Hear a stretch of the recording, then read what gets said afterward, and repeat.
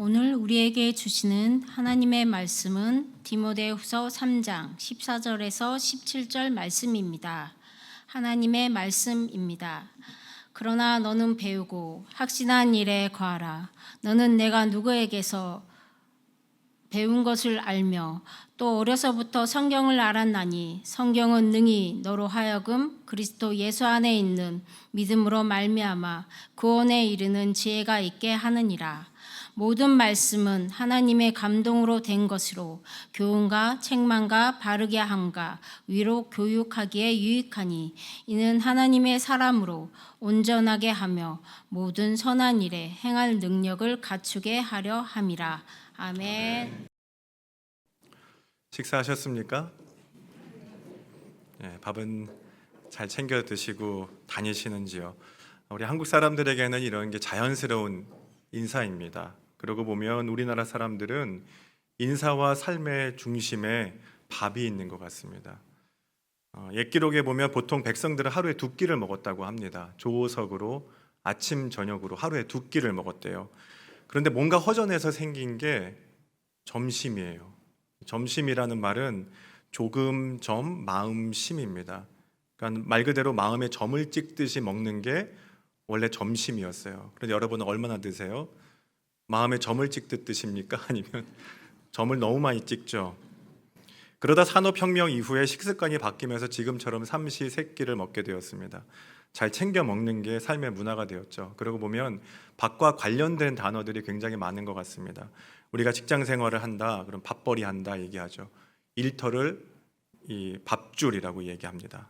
같이 사는 가족이나 공동체를 한솥밥 먹는 식구라고 얘기합니다. 한솥밥 먹는다. 또 자기가 할 일을 잘하면 야, 밥값은 하네 이렇게 얘기해요. 밥값은 하네. 뭔가 마음에 힘이 필요할 때도 밥심으로 산다. 밥이 보약이다 이렇게 이야기를 합니다. 식사 잘 챙기며 여러분 무더위 잘 지나가시기를 바랍니다. 그런데 우리 몸을 살리는 삼시세끼가 있다면 우리의 영을 살리는 삼시세끼도 있습니다. 하늘 양식도 중요합니다. 사마리아 우물가에서 예수님이 한 여인을 만납니다. 죽어가는 그녀의 심령을 살립니다. 근데 마침 그때가 점심때였어요. 제자들이 배가 고픕니다. 그때 예수님 이렇게 말씀하시죠. 요한복음 4장 32절 34절에 보면 내게는 너희가 알지 못하는 먹을 양식이 있다. 나의 양식은 나를 보내신 이의 뜻을 행하며 그의 일을 온전히 이루는 이것이니라. 제자들은 헷갈렸어요. 누가 예수님께 선생님께 먹을 것 갖다 드렸냐 이렇게 말을 했습니다. 그런데 예수님 말씀하시는 그 먹을거리는 하늘의 양식이었습니다. 아무리 지쳐도 아무리 피곤해도 아무리 배가 고파도 나를 살게 하는 건 하늘의 양식이다. 하나님의 말씀이다 하는 것이죠. 오늘 본문에도 바울은 이 말씀에 대한 이야기를 합니다. 디모데후서를 우리가 읽었는데요. 이 디모데후서는 사도 바울이 남긴 마지막 편지입니다. 1차 투옥 때가 아니라 2차 투옥 때 쓴 편지예요. 2차 투옥 때고 금세 이제 바울은 순교를 하게 됩니다. 1차 투옥 때는 지낼만 했습니다. 로마에서 셋집을 얻어 비교적 자유롭게 사람들도 만났습니다. 그때 쓴 편지가 에필골몬이죠. 에베소서, 빌립보서, 골로새서, 빌레몬서를 썼습니다. 그리고 2차 투옥이 됩니다. 로마에서 감옥에 갇힙니다. 그리고 얼마 되지 않아 순교하게 됩니다. 이 마지막 편지를 쓰며 자기의 죽음이 가까이 와 있음을 직감합니다. 디모데후서 4장에 보면 전자와 같이 내가 벌써 부어지고 나의 떠날 시각이 가까이 왔도다 그렇게 말하거든요. 이 마지막 편지를 받는 사람은 디모데입니다. 디모데는 사랑하는 아들 같은 제자입니다. 전도여행 중에 만난 바울의 영적인 아들이고 에베소 교회의 목회자입니다. 사랑하는 디모데가 내가 없으면 흔들리지 않을까, 내가 없으면 시험 들지 않을까, 내가 없이 넘어지지 않을까 그런 걱정을 합니다. 왜냐하면 바울이 보는 세상과 교회는 너무나 어두웠기 때문에 그렇습니다. 우리가 읽은 이 디모데후서 3장 앞부분에는 이렇게 기록되어 있어요. 디모데후서 3장 1절에서 4절에 바울이 이렇게 말합니다. 너는 이것을 알라. 말세에 고통하는 때가 이르러 사람들이 자기를 사랑하며 돈을 사랑하며 자랑하며 교만하며 비방하며 부모를 거역하며 감사하지 아니하며 거룩하지 아니하며 배신하며 조급하며 자만하며 쾌락을 사랑하기를 하나님 사랑하는 것보다 더하며. 세상이 그렇게 보였습니다. 뿐만 아니라 교회 안에도 자기 은사를 자랑하고 사람들을 미혹하는 거짓 교사들이 들어와 있었습니다. 서로 속여요. 그리고 자기 은사가 최고라고 자랑을 합니다. 그리고 당을 짓고 갈등합니다. 세상뿐 아니라 교회 안에도 이러니 바울이 디모데를 볼 때 너무나 걱정이 되었습니다. 그리고 마지막 사랑하는 디모데에게 믿음의 유언을 남기고 있는 것이죠. 오늘 본문 14절, 15절 말씀 우리 화면에 보면 같이 읽어봅니다. 그러나 너는 배우고 확신한 일에 거하라.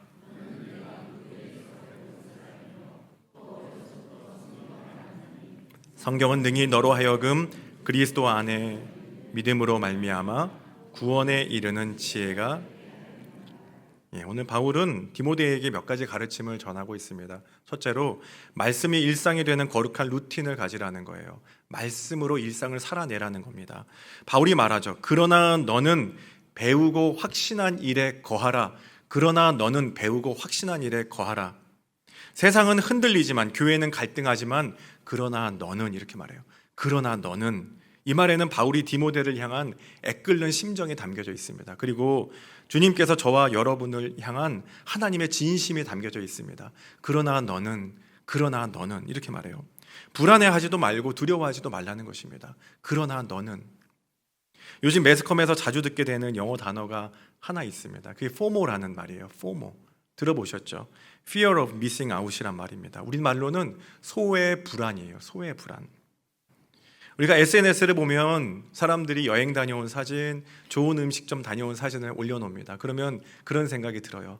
나만 바보처럼 열심히 일하고 사는 거 아닌가? 나만 이런 거 재미들 놓치고 사는 건 아닌가? 그런 생각이 듭니다. 이게 소외 불안이에요. 또 요즘 주식이 올라서 누군가는 1억 천금을 벌었다는 이야기를 듣게 됩니다. 그럼 또 그런 생각이 들게 됩니다. 남들은 그렇게 큰 돈 벌었다는데 나만 놓치는 거 아닌가? 나만 뒤처지는 거 아닌가? 난 그동안 뭐하고 살았지? 이런 생각이 듭니다. 이런 불안감이 찾아와요. 이런 두려움이 찾아옵니다. 최근에 발간된 돈 때문에 불안하다는 착각이라는 책이 있습니다. 이 책은 다우치 마나부라는 오랜 시간 금융 쪽에서 일한 일본 사람이 쓴 책입니다. 이 책에서 그런 얘기를 해요. 남들은 다 투자해서 돈을 벌고 있다. 나만 늦었다. 노후 준비가 부족하다. 이런 생각으로, 이런 불안함으로 돈을 쫓는다는 겁니다. 그런데 사실 그들이 쫓고 있는 건 돈만이 아니라 불안을 쫓아가고 있다는 겁니다. 그리고 불안과 돈을 분리해서 볼 줄 아는 지혜가 필요하다는 거예요. 불안과 돈을 분리해서 볼 줄 알아야 된다는 겁니다. 사실 불안과 돈은 별로 관계가 없다는 거예요. 왜냐하면 아무리 돈이 많아져도, 아무리 돈을 많이 벌어도 여러분 불안이 사라집니까? 불안이 더 커지면 커졌지 사라지지 않는다는 겁니다. 먼저 돈과 불안을 분리하고 구별할 줄 아는 지혜가 필요하다고 그는 책에서 이야기합니다. 인생의 불안과 두려움에 여러분 평안을 주시는 분은 주님이심을 믿으시기 바랍니다. 우리 인생의 거센 파도와 풍랑을 잠잠케 하시는 분은 주님이십니다. 바울은 디모데에게 그런 이야기를 합니다. 어떤 노력도 물질로도 해결할 수 없는 불안과 두려움에 흔들리지 말고, 그리고 오직 주님의 말씀 안에 거하라. 이렇게 디모데에게 지금 권면하고 있는 겁니다. 그러나 너는 배우고 확신한 일에 거하라. 이렇게 말해요. 거하라. 여기서 거하라라는 말은 헬라어로 메노라는 말입니다. 이거 명령어예요. 나그네처럼 왔다 갔다 하지 말고 흔들리지 말고 하나님 말씀에 붙잡혀 있으라는 겁니다. 하나님 말씀에 붙들려 있으라는 겁니다. 그 자리에 머물러 있으라는 거예요. 떠나지 말고 하나님 말씀에 머물러 있어라. 계속 거기 있어라는 겁니다. 그런데 사실 디모데는 그런 사람이었습니다. 외할머니 로이스와 어머니 유니게의 무릎에서 말씀을 듣고 자란 사람이었잖아요. 말씀의 씨앗은 여러분 보이지 않습니다. 하지만 어려서부터 말씀의 씨앗을 뿌렸기 때문에 믿음으로 성장했고, 그리고 바울의 동역자가 되었고 하나님 나라 일꾼이 됩니다. 우리가 말씀을 뿌린다고 그게 바로 성장하고 열매 맺는 건 아닙니다. 하지만 내 마음밭에 하나님 말씀의 씨를 뿌리는 거룩한 루틴을 만들 때, 그때 내 인생의 불안과 두려움으로부터 승리할 수 있게 됩니다. 세계적인 부흥사였던 빌리 그레함 목사님에게는 평생 일생의 말씀의 루틴이 있었어요. 그게 뭐냐면 어디를 가든 아무리 바쁘게 사역하든 하루에 시편 5편 그리고 잠언 1장을 읽으시는 겁니다. 여러분 시편이 몇 편으로 돼 있어요? 150편으로 돼 있잖아요. 그러면 하루에 5편이면 30일, 한 달이면 다 읽을 수 있는 겁니다. 그리고 자문은 몇 장으로 돼 있어요?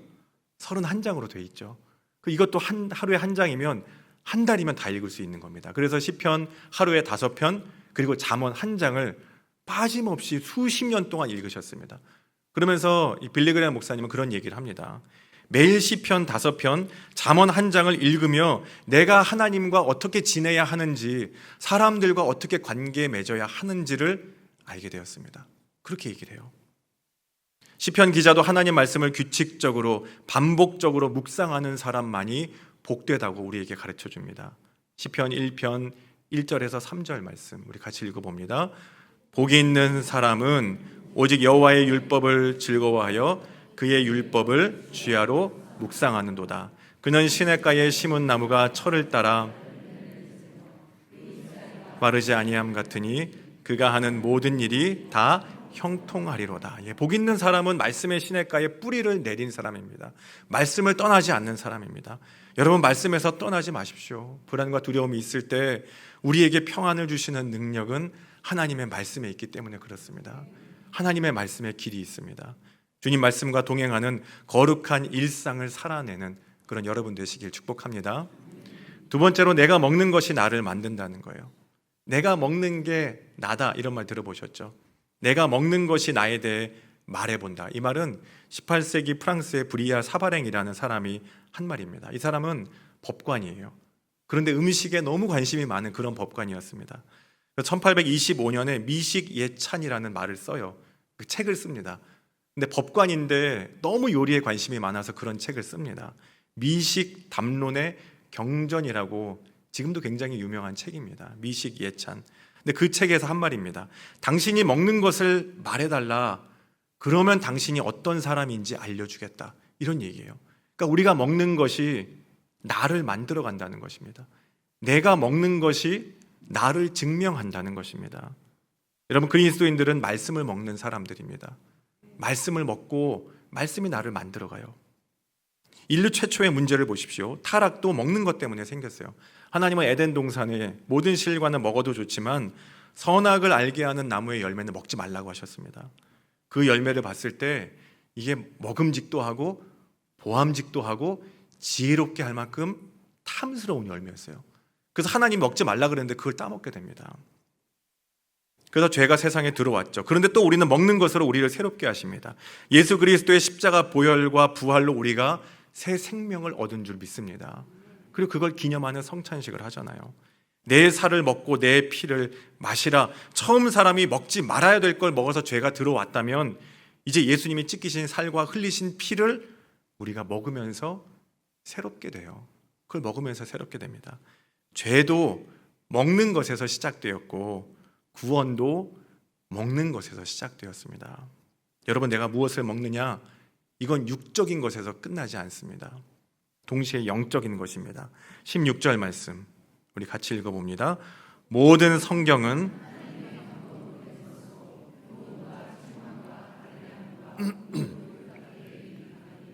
모든 성경 말씀은 그냥 쓰여진 게 아닙니다. 인간의 지혜와 지식과 정보에 대한 말씀이 아닙니다. 하나님의 감동으로 쓰여졌다는 거예요. 하나님의 감동. 여기서 감동이라는 말은 하나님의 숨결을 담고 있다, 하나님의 호흡을 담고 있다, 그런 뜻입니다. 하나님의 흙으로 사람을 지으시고 숨을 불어 넣으신 것처럼 성경 말씀에도 하나님의 호흡이 담겨 있습니다. 하나님의 숨이 불어져 있습니다. 육이 살려면 우리는 음식을 먹어요. 그런데 말씀으로 지어진 우리 영이 살려면 말씀을 먹어야 합니다. 그래야 우리 영이 살 수 있습니다.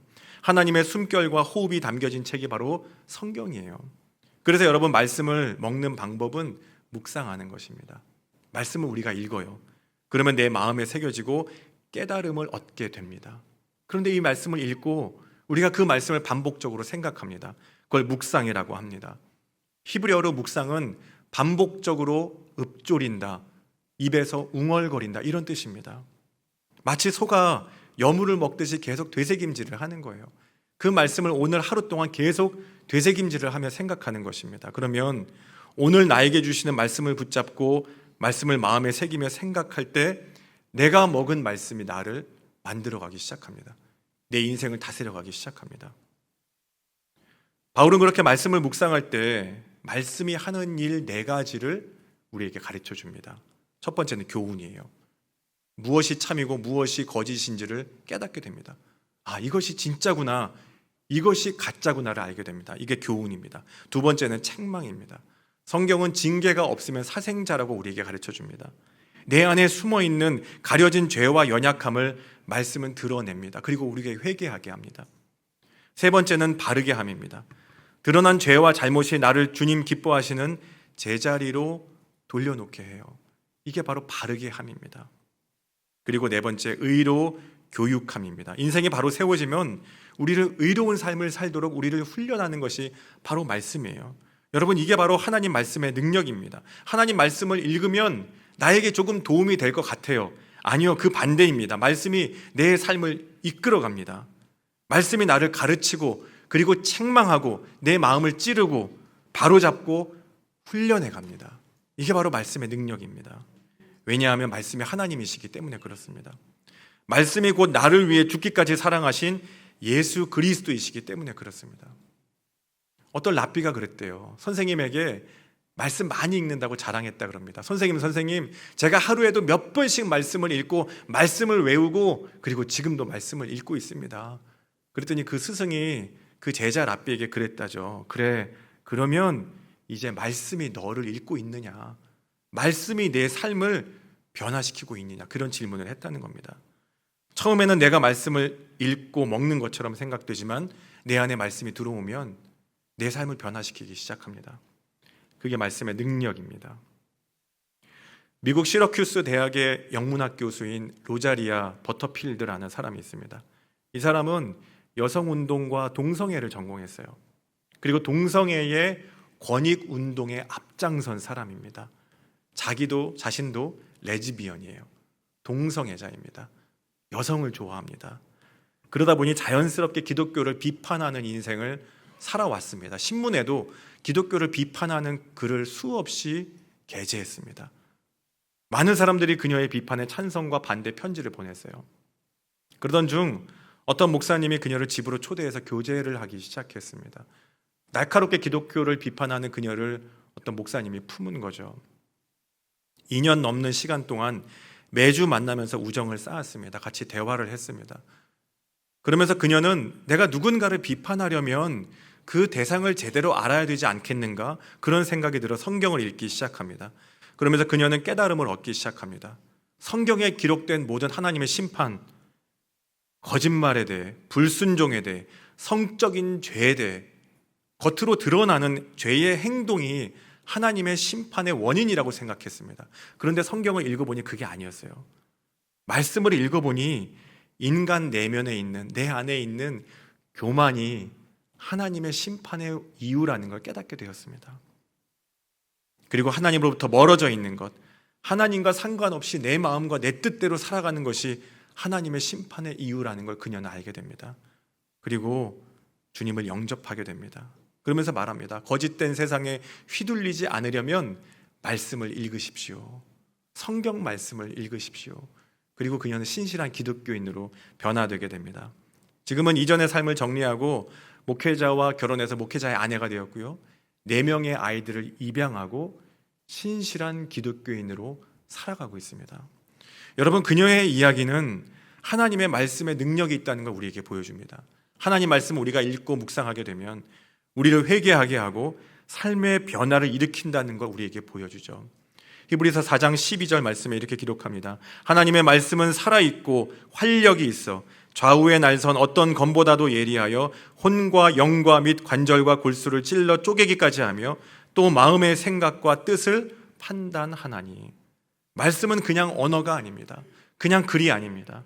하나님의 숨결이 담겨있는 살아있는 생명의 말씀, 그 말씀을 읽고 묵상한다는 건 내가 주님을 만나는 것이고 주님과 사귀는 것입니다. 주님의 말씀은 내 안에 들어와 숨겨진 죄를 드러내고 상처는 치유하고 우리 인생을 새롭게 하는 능력이 있습니다. 여러분, 그 말씀을 먹고 그리고 그 말씀이 나를 새롭게 하는 주님의 놀라운 능력이 됨을 경험하시기를 축복합니다. 세 번째로 말씀 안에 비전이 있다는 거예요. 마지막으로 바울은 우리가 영혼의 양식을, 말씀을 매일 먹어야 하는 궁극적인 목적을 가르쳐주고 있습니다. 17절 말씀 같이 읽어봅니다. 이는 하나님의 사람으로 온전하게 하며 모든 선한 일을 행할 능력을 갖추게 하려 함이라. 이는 하나님의 사람으로 온전하게 한대요. 이 말은 원래 어긋난 관절이 제자리로 딱 맞아 떨어진다는 의미입니다. 여러분, 관절이 어긋나 있을 때 관절에서 무슨 소리가 나요? 딱딱 소리 나잖아요. 때로는 팔을 들기도 어렵습니다. 여러분들 중에도 그런 분도 있을지 몰라요. 팔을 들면 여기서 막 소리가 납니다. 겉으로는 멀쩡해 보이지만 삐끗할 때가 있어요. 삐끗하면 제대로 걷지도 못하겠습니다. 여러분, 그것과 마찬가지입니다. 말씀에서 어긋날 때, 말씀에서 삐끗할 때가 있습니다. 그러면 우리의 삶도 삐끗거려요. 똑같이 삐끗거립니다. 관계에서 삐끗하고 선택의 순간에 어긋납니다. 시험이 올 때 주저앉아 버립니다. 하지만 말씀이 온전하게 한다는 건 내 인생의 모든 영역들에 자기 자리를 찾아가게 만들어준다는 것입니다. 그리고 또 이런 말이 있죠. 모든 선한 일을 행할 능력을 갖추게 하려 함이라. 능력을 갖춘다는 말은 연장을 깨끗하게 그리고 정돈되게 다듬어 준다는 말입니다. 날카롭게 손질한다는 말입니다. 무뎌진 마음을 갈고 다듬어서 하나님이 맡기신 어떤 일에도 쓰임받을 수 있도록 우리를 다듬어 간다, 그 말씀입니다. 그래서 말씀 안에는 비전이 있습니다. 말씀은 우리를 준비시켜서 하나님의 일에 동참하게 하는 능력이 있습니다. 여러분, 하나님의 꿈도 말씀 안에 있습니다. 내가 믿음으로 순종해야 할 비전도 하나님의 말씀 안에 있습니다. 미국 플러 신학교의 신학생이었던 빌 브라이트라는 학생이 있어요. 시험 기간이었습니다. 그래서 말씀을 열심히 읽었습니다. 신학생이니 성경에서 문제가 나오겠죠. 그래서 신약 성경을 읽고 있을 때 주님의 말씀 마태복음 28장 지상 명령을 읽고 있었습니다. 그런데 그 말씀이 이 빌 브라이트의 마음을 움직였어요.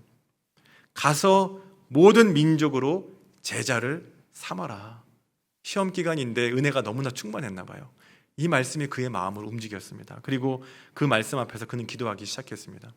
하나님의 마음을 느끼고 깨달았어요. 세상을 변화시키려면 캠퍼스부터 복음화돼야 되겠구나. 그리고 시작한 것이 CCC 사역이었어요. 밥 피어스라는 목사님이 있습니다. 1950년 한국전쟁 당시 거제도에 포로 수용소가 있었죠. 그곳을 방문하게 됩니다. 거기서 부모를 잃은 아이들, 몸에 사지가 떨어져 나간 우리나라 아이들을 보게 됩니다. 너무나 마음이 아팠습니다. 그리고 하나님의 말씀을 읽는 중에 하나님의 마음을 느끼게 됩니다. 그리고 성경책에 바피어스 목사님은 이렇게 씁니다. 하나님의 마음을 아프게 하는 것들이 있다면 내 마음도 아프게 해 주시옵소서. 하나님의 마음이 아픈 것이 있다면 내 마음도 아프게 해 주시옵소서. 그렇게 시작된 게 월드비전입니다. 전 세계 100개국이 넘는 나라들의 1억 명이 넘는 아이들을 지금도 돌보고 있습니다. 여러분, 비전은 하나님의 말씀으로부터 시작합니다. 내가 하고 싶은 꿈을 꾸는 것이 꿈이 아니에요. 비전이 아닙니다. 하나님의 말씀으로부터 시작돼야 합니다. 잠언 29장 18절에는 이렇게 기록합니다. 묵시가 없으면 백성이 방자히 행하거니와. 여기서 묵시는 비전입니다. 하나님 말씀에 비전이 없을 때 나는 내가 원하는 대로만 살아가게 됩니다. 하지만 그리스도인은 말씀으로 살아가야 됩니다. 아니, 하나님의 말씀이 우리를 살게 합니다. 신앙의 하프타임에 서 있을 때 나에게 무엇이 필요한가? 지금 무엇이 필요한가? 내게 필요한 건 바로 하나님의 말씀입니다. 예수님도 말씀하시죠. 사람이 떡으로만 살 것이 아니요 하나님의 입에서 나오는 모든 말씀으로 살 것이니라.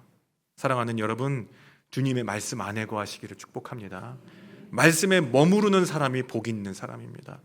말씀은 내 안에서 예수님의 성품을 닮아가게 합니다. 능력이 되고 소망이 되고 비전이 됩니다. 우리 매일의 삶 속에서 영혼의 삼시세끼 거룩한 말씀의 힘으로 살아가는 저와 여러분 되시길 간절히 축원합니다. 하나님 아버지, 오늘도 우리를 말씀 앞에 세우시는 은혜 감사합니다. 우리 몸이 밥을 먹어야 살듯 영혼은 하나님 말씀으로 살 수 있음을 기억하게 하옵소서.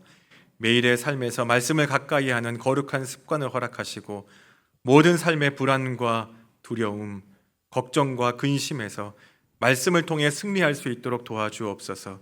하나님 말씀 안에서 하나님의 꿈과 비전을 허락하여 주옵소서. 우리를 통해 선한 일 행하시는 주님을 바라보며 믿음으로 나아갈 수 있도록 성령님 동행하여 주옵소서. 예수님 이름으로 기도합니다. 아멘.